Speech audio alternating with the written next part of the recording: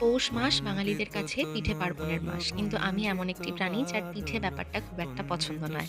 তবু কর্তামশাইয়ের আবদারে আমি পাটিসাপটাটা প্রত্যেক বছরই করে থাকি। আগে বেশ কয়েকবার মাখা সন্দেশের পুর দিয়ে পাটিসাপটা করেছিলাম, তবে এবার ভালো নারকোল আর ভালো ঝোলা গুড় পেয়েছিল ও।